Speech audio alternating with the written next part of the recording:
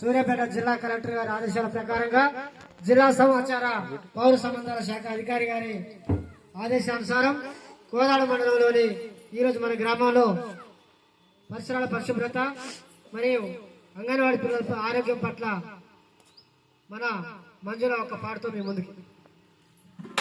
అంగన్వాడీ కేంద్రం పసిపిల్లల ప్రాణాధారం.